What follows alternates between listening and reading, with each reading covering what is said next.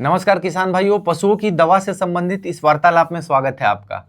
आज की इस वीडियो में बात करेंगे वीरबैक कंपनी के द्वारा बनाई जाने वाली एल्बोमार दवा के बारे में। क्या है एल्बोमार, पशुओं में कैसे काम करता है, इसके कॉम्पोजिशन में क्या क्या मिलाया गया है और पशुओं में इसको इस्तेमाल करने का फायदा क्या क्या मिलता है। इसके साथ साथ कौन कौन सी सावधानियां रखनी है, इन सारी बातों पर एक एक करके विस्तार पूर्वक चर्चा करेंगे एकदम सरल भाषा में। लेकिन उससे पहले अगर आपको हमारे वीडियोज के माध्यम से कुछ सीखने को मिलता है, हमारे वीडियोज के सहयोग से आप पशुपालन में मजबूत बन पाते हैं, तो कृपया करके हमारे चैनल को जरूर से जरूर सब्सक्राइब करें।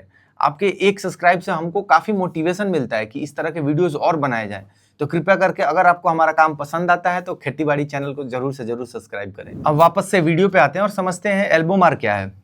तो देखिए, एल्बोमार जो है ये बेंजीमिडाजोल क्लास के अंतर्गत आने वाला एक ब्रॉड स्पेक्ट्रम एंथैल्मेटिक ड्रग्स है। अब घबराइए नहीं, एक एक चीज को हम लोग आसानी से समझते हैं। अब देखिए, ये जो बेंजीमिडाजोल है ये एक तरह का कंपाउंड होता है। ये बेंजीन और एमिडाजोल को मिलाकर एक तरह का कंपाउंड बनता है, जिससे आगे चल के अलग अलग तरह की दवाएं बनती है। एंथैल्मेटिक ड्रग्स बनते हैं, एंटीवायरल ड्रग्स बनते हैं, एंटी कैंसरस ड्रग्स बनते हैं।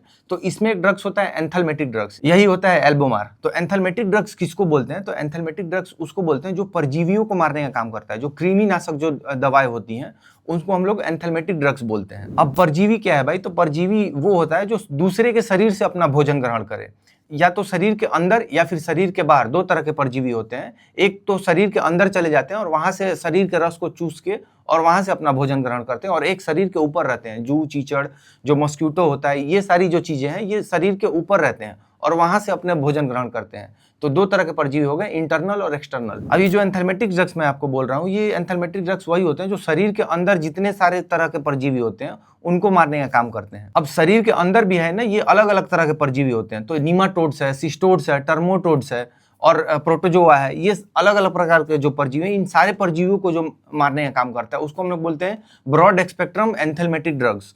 तो ये जो एल्बोमार है ये शरीर के अंदर के हर तरह के जो परजीवी होते हैं उसको मारने का काम करता है। ध्यान रखिएगा, शरीर के जो ऊपर जो परजीवी होते हैं जैसे जू, चीचड़, ये सब इनको मारने का काम नहीं करता। शरीर के अंदर जितने तरह के परजीवी हैं उनको मारने का काम करता है। तो ब्रॉड स्पेक्ट्रम एंथैल्मेटिक ड्रग्स कहने का मतलब यही हुआ कि शरीर के अंदर जितने भी तरह के परजीवी हैं उन सारे पे ये अच्छा काम करता है। अब ऐसे में क्या होता है कि जितना भी चारा पशु खा रहा है, जितना भी न्यूट्रिएंट्स पशु के अंदर जा रहा है, उसका एक महत्वपूर्ण भाग ये परजीवी अपने अंदर ले लेते हैं और परजीवी खाकर और काफी तेजी से पशु के अंदर विकास करने लगते हैं। तो ऐसे में क्या होता है कि पशु का दूध उत्पादन घट जाता है। पशु खाना तो खाता है लेकिन उसका शरीर बॉडी स्कोर गिरने लगता है। साथ ही साथ क्या होता है कि खाना खाना छोड़ देता है, गोबर से बदबू आने लगती है। उसके साथ साथ आप देखेंगे कि पशु के आंख से पानी निकल रहा है, पशु के आंख में व्हाइटिश कलर का एक लेयर जमने लगा। तो ये सारी संकेत करते हैं कि पशु के अंदर कीड़े हैं, यानी परजीवी हैं। पशु आपका स्वस्थ रहे इसके लिए जरूरी होता है कि आप समय समय पे एक डिवर्मिंग शेड्यूल फॉलो करें और पशु की पेट की सफाई करते रहें। तो इस पेट की सफाई करने के लिए ही एल्बोमार जैसी दवाओं का उपयोग होता है। और ये जो एल्बोमार दवा है ये वीरबैक कंपनी के द्वारा बनाई जाती है और ये सस्पेंशन फॉर्म में रहती है, सेमी लिक्विड फॉर्म में रहती है। और ये जो कंपनी है ये 30 ml, 60 ml, 90 ml और 500 ml में इसकी बोतल मार्केट में बेचती है। अब समझते हैं इसके कॉम्पोजिशन के बारे में कि इसमें मिलाया क्या क्या जाता है। तो ये देखिए, जो एल्बोमार है ये ब्रांड का नाम है, यानी ये वीरबैक कंपनी के द्वारा बनाया जाने वाला ब्रांड है। लेकिन इसमें मिलाया क्या क्या जाता है? तो इसमें मिलाया जाता है एल्बेंडाजोल सॉल्ट। अब ये जो एल्बेंडाजोल सॉल्ट है यही मुख्य घटक होता है जो कीड़ों को मारने का काम करता है। इसके अलावा इसमें मिलाया जाता है एक्सिपिएंट्स। एक्सिपिएंट्स मतलब अनुपूरक, जो मैं पिछले वीडियो में बताया था कि दवा का कलर कैसा होगा, दवा को डाइल्यूट करने का काम करता है, दवा का सेल्फ लाइफ बढ़ाता है, उसको हम लोग अनुपूरक कहते हैं, एक्सिपिएंट्स। लेकिन इसका जो मुख्य घटक है वो है एल्बेंडाजोल सॉल्ट।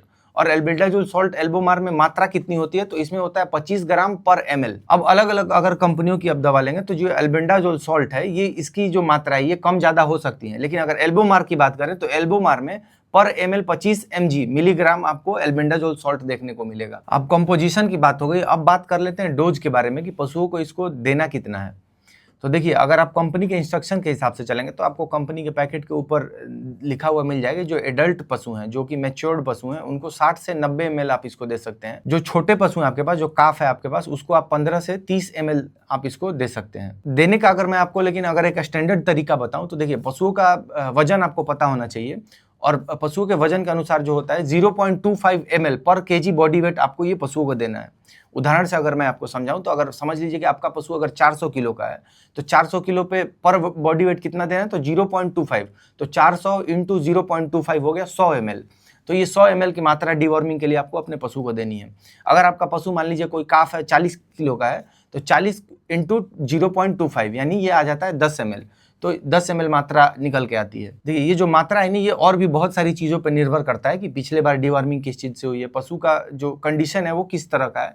तो ये सारी चीज़ों को देखते हुए मात्रा का निर्धारण किया जाता है, क्योंकि समय के साथ क्या होता है ना कि जो पैरासाइट्स होते हैं वो रेजिस्टेंस डेवलप करते चले जाते हैं किसी भी दवा के प्रति। तो ये सारी जो चीज़ें अगर आपको न समझ में आए तो आप अपने पशु चिकित्सक की सलाह लेने के बाद ही अपने पशुओं को दीजिए। इसके अलावा आपको किन किन बातों का ध्यान रखना होता है। बहुत सारे लोग दवा को रखने में बहुत लापरवाही करते हैं, तो इस पे पैकेट पे आपको इंस्ट्रक्शन देखने को मिल जाएगा कि आपको इसको डायरेक्ट सनलाइट में नहीं रखना है। हमेशा जब आप कहीं रखते हैं इसको तो ठंडी जगह पे रखना है। कई बार क्या होता है कि लोग इसको ऐसे ही कहीं भी रख देते हैं, जिसके चलते ये जो दवा है ये खराब हो जाती है। तो हमेशा इस बात का ध्यान रखना है कि डायरेक्ट सनलाइट में इसको नहीं रखना है, और 30 डिग्री के नीचे के तापमान जहां भी हो वहां इस दवा को आप रख सकते हैं। अब बात कर लेते हैं कि एल्बेंडाजोल पैरासाइट्स पे काम कैसे करता है, आखिर उनको मारता कैसे है। तो पैरासाइट्स होते हैं, इनमें एक जीन पाया जाता है बीटा ट्यूबलिन, और जो ये एल्बेंडाजोल है ये जाके इस बीटा ट्यूबलिन से जाके चिपक जाता है, और चिपकने के कारण क्या होता है कि ये जो पैरासाइट्स है ये अपने सेल डिवीजन नहीं कर पाते, मतलब अपने आप को मल्टीप्लाई नहीं कर पाते, और साथ ही साथ क्या होता है कि जो न्यूट्रिएंट ऑब्जॉर्ब करते रहते हैं पशु के शरीर से, उसको ये रोक देता है बीटा ट्यूबलिन से चिपकने के कारण,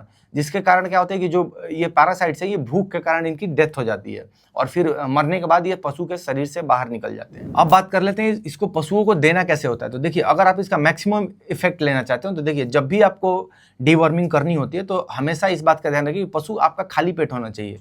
अगर आप खाली पेट इस एल्बेंडाजोल साल्ट को पशुओं को देंगे तो सबसे बढ़िया रिजल्ट देखने को मिलता है। तो अगर आप सुबह में डीवर्मिंग करना चाहते हैं तो रात से ही पशु को थोड़ा सा भूखा रखिए, और देने के बाद 3-4 घंटे तक आपको पशुओं को खाना नहीं देना है। तो इससे क्या होगा कि सबसे अच्छा लाभ देखने को मिलता है। इसके अलावा कौन कौन सी बातों का ध्यान रखना है, तो देखिए जो प्रेग्नेंट पशु होते हैं उसमें एल्बेंडाजोल साल्ट का इस्तेमाल नहीं किया जाता है। हमेशा ये याद रखिएगा कि प्रेग्नेंट पशु जो भी हैं उसको एल्बेंडाजोल साल्ट ना दे, एल्बोमार दवा का उस पर इस्तेमाल ना करें। प्रेग्नेंट पशुओं में देने का सबसे बड़ा जो नुकसान होता है वो जो काफ डिफॉर्मिटी होता है, मतलब काफ जो है वो त्रुटि के साथ जन्म लेता है। बहुत केसों में क्या होता है कि जो मिसकैरिएज हो जाता है, मतलब बच्चा जन्म से पहले ही मर जाता है। तो एल्बेंडाजोल साल्ट हमेशा अवॉइड कीजिए प्रेग्नेंट पशुओं में डीवर्मिंग करने के लिए। आप अलग और भी बहुत सारी साल्ट्स हैं उसका इस्तेमाल कर सकते हैं, आप फेनमेंडाजोल का इस्तेमाल कर सकते हैं, आइवरमेक्टिन दे सकते हैं, और भी कोई साल्ट का इस्तेमाल कीजिए, लेकिन हमेशा इस बात का ध्यान रखिएगा कि प्रेग्नेंट पशु को एल्बेंडाजोल साल्ट नहीं देना है। बहुत बार क्या होता है कि डीवर्मिंग करते वक्त जब आप पशुओं के बच्चों को दवा को पिलाते हैं तो ये फूड पाइप में ना जाकर जो छोटे बच्चे होते हैं उनके लंग्स में चला जाता है, जिससे ड्रेंचिंग का केस बन जाता है, ड्रेंचिंग न्यूमोनिया का केस बनता है। तो इसके कारण जो काफ डेथ होती है वो देखने को मिलता है। तो इस बात का भी ध्यान रखना है कि आपको एक्सपीरियंस के साथ इन चीज़ों को करना है। 2 बातों का आपको ध्यान रखना है, एक तो प्रेग्नेंट पशुओं को एल्बेंडाजोल साल्ट से डीवर्मिंग नहीं करनी है, और आप कोई भी डीवर्मिंग कर रहे हैं तो बच्चों में देते समय थोड़ा सा सावधानी रखिए, देखिए ड्रेंचिंग न्यूमोनिया का केस ना बन जाए। तो ये बातें हो गई एल्बोमार एल्बेंडाजोल के बारे में। देखिए अगर आप अपने चाहते हैं कि आपके पशु का दूध का उत्पादन एकदम उच्चतम बना रहे, साथ ही साथ आपका पशु जो है वो हमेशा स्वस्थ रहे, तो आपके अपने डेयरी फार्म पे हमेशा से ये कोशिश कीजिए कि आप एक रूटीन डीवर्मिंग शेड्यूल फॉलो करें, और हर एक चीज़ों को आप रिकॉर्ड करते चलें कि कब डीवर्मिंग हुआ, अगला डीवर्मिंग कब करना है,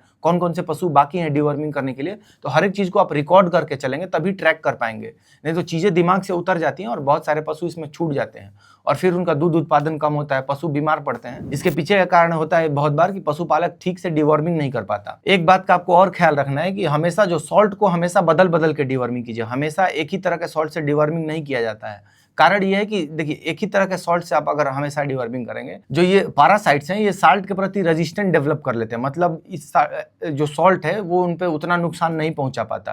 तो हमेशा कोशिश कीजिए कि सॉल्ट को हमेशा बदलते रहें। मार्केट में और भी बहुत तरह के ब्रांड्स आते हैं, अलग अलग तरह के सॉल्ट्स होते हैं, फेनमेंडाजोल है, आइवरमेक्टिन है, लीवामिसोल हाइड्रोक्लोराइड जो हम लोग बताते हैं वो है। तो अलग अलग तरह के सॉल्ट्स का इस्तेमाल कीजिए। अमूमन जो है ये 3 से 4 बार साल में डीवर्मिंग जरूर करानी चाहिए। हमेशा 3 महीने या 4 महीने में हर पशु की प्रतिबद्ध तरीके से डीवर्मिंग करते चलिए। आज के इस वीडियो के लिए इतना ही रखते हैं। आपको अगर ये वीडियो पसंद आया तो आप इस वीडियो को शेयर कीजिए और भी पशुपालकों के साथ, ताकि उनकी भी मदद हो पाए। और अगर आप ये जानना चाहते हैं कि भारत की 5 सबसे अच्छी भैंसों की नस्ल कौन सी है, तो आप ये वाले वीडियो को देख सकते हैं। इसी तरह से सीखते रहिए, आगे बढ़ते रहिए और अपने पशुओं का ख्याल रखिए। मैं आपसे पुनः मिलता हूं अगले वीडियो में। इस वीडियो को देखने के लिए बहुत बहुत धन्यवाद दोस्तों।